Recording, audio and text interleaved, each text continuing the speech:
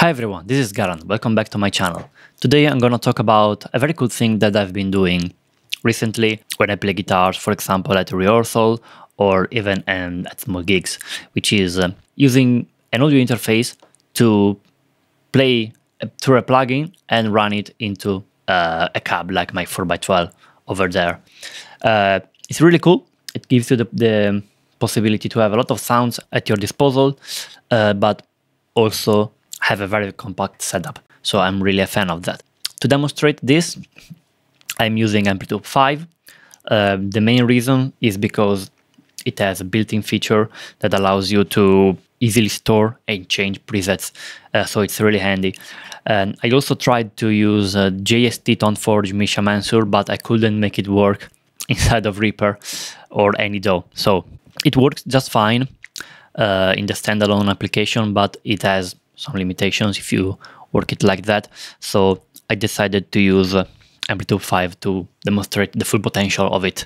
So basically, first of all, let's try to understand a little bit how a typical amp works, like my 5150, 6505 Mini over there. Basically, a guitar amplifier or any amplification systems actually is made of two basic elements: a preamp and a power amp. The preamp is taking charge of creating the tone, shaping it, like with EQ and adding the saturation, the distortion, and all of that stuff. And the power amp has the main purpose of making the signal louder. So you can run, for example, a 4x12 cab or any type of cab which requires a lot of energy to move. So in general, guitar power amps are also well known for being very colored.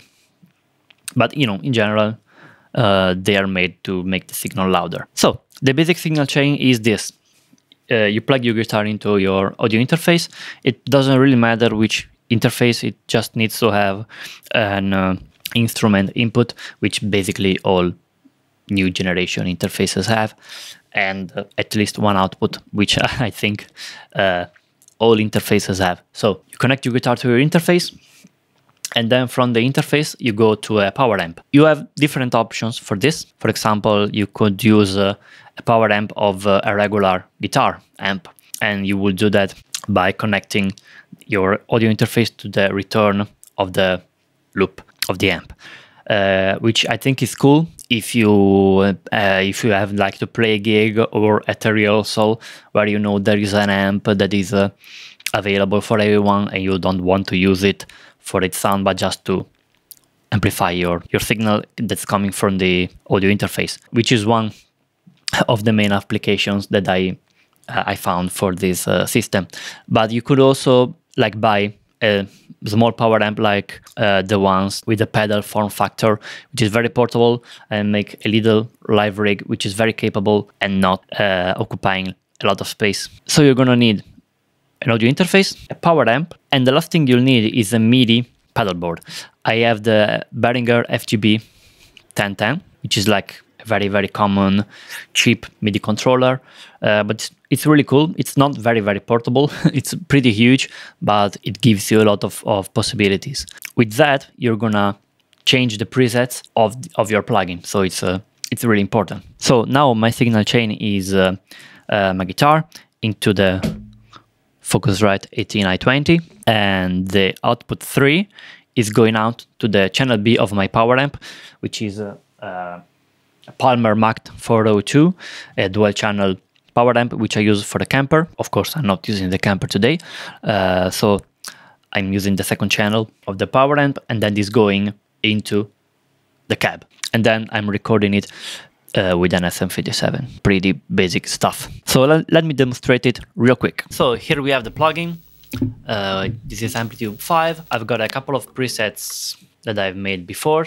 So first of all, let me quickly show you how to select the presets. Just go here and go to the control section, and as you can see, we have a very long list of 128 slots, basically, which are the program changes that are the signals, MIDI signals coming out of the MIDI pedal board. I've assigned to the first four, these 4 presets. To add one, just go here and select it like this one, very easy. Now I have this very basic clean loaded up.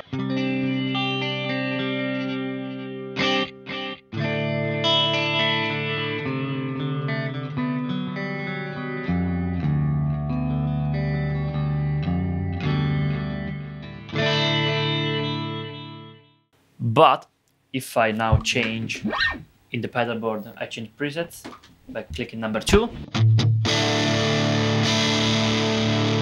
You can now see that the plugin has changed and you have this dual terror.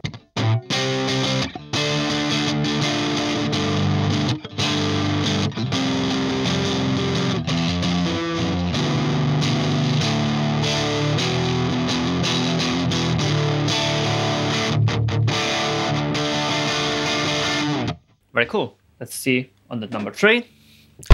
I have this JCM 800.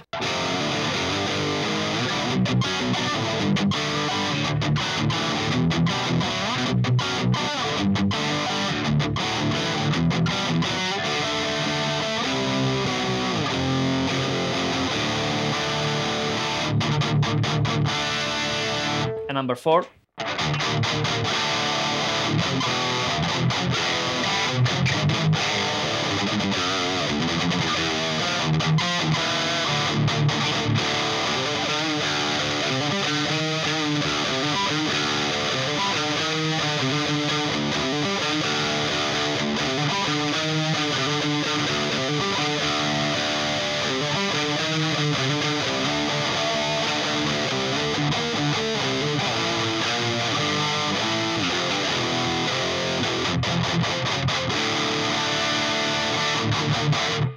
Sounds very good in the room.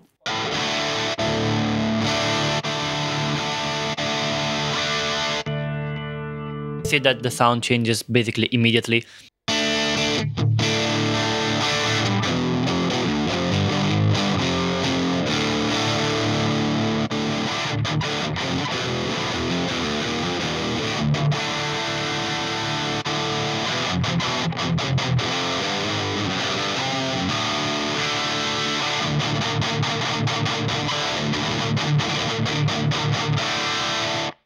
It's sounding pretty good in the room, so I'm pretty happy with the result.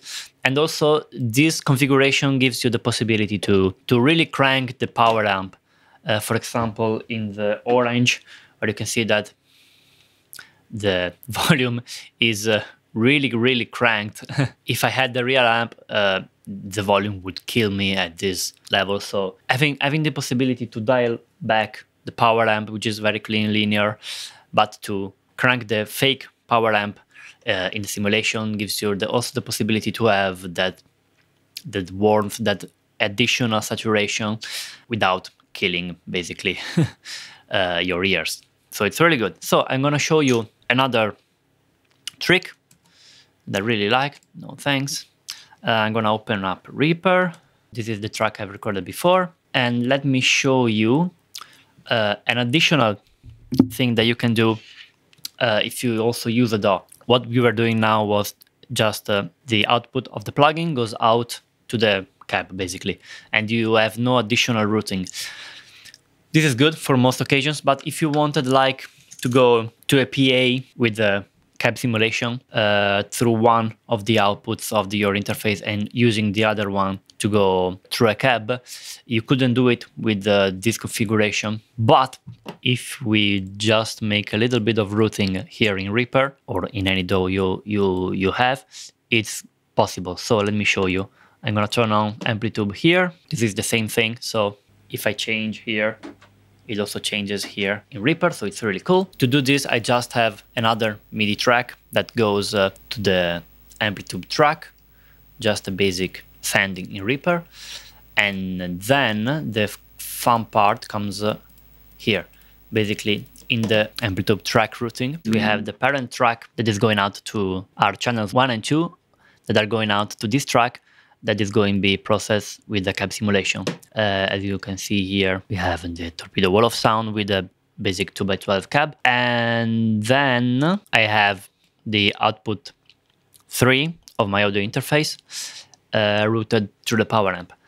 Actually, in this moment, this is not routed through the audio interface, because in order to screen record it, I need to do an aggregate device, which is all of sort of complications, which is not really the point. But I cannot in this moment screen record and send out the signal through the audio interface, which is a bit of a bummer, but trust me, it works. So now this signal, which is without the cab, is going through the torpedo wall of sound, and I'm hearing it through the speakers, which is gonna be our PA, with the cab. If I take it off, not really what we want, so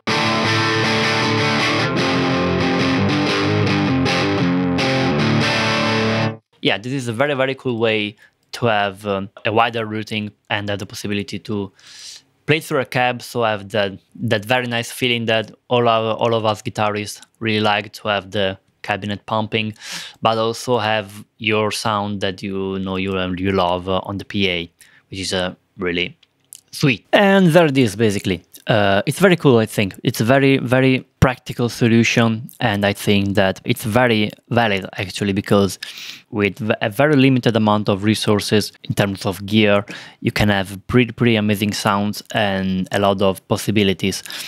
I mean, you could just take a small 2-channel audio interface, a cheap $200 pedal power amp, and a MIDI pedal board to make a gig. So it's really impressive to have something like that at your disposal, which could be fitted in a backpack, actually, a part of the guitar, of course. So really cool. I also think maybe if you are a touring band but you have limited space, for example, like in the planes, you don't want to have a lot of luggage loaded with gear, you could just have an audio interface like this, which has plenty of outputs, and a 2-channel power amp like that. Make a little rack with some in-ears, hook it up to a laptop, and that would be basically the rig for 2 guitarists, and even a bassist, why not?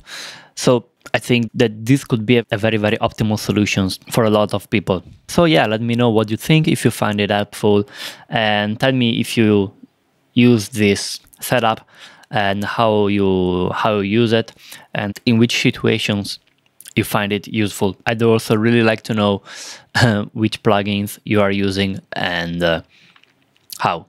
So yeah, thank you very much for watching. See you next time.